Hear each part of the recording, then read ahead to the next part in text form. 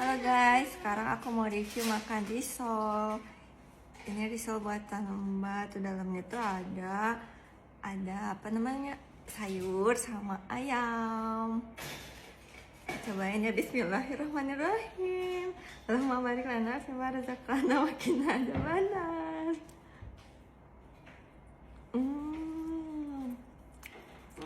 Enak. Nyam. Lagi dong, lagi.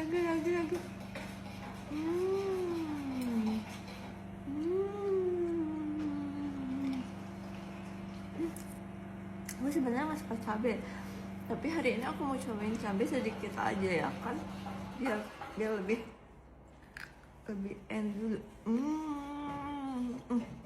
Untung kerudungnya ngalangin ya guys.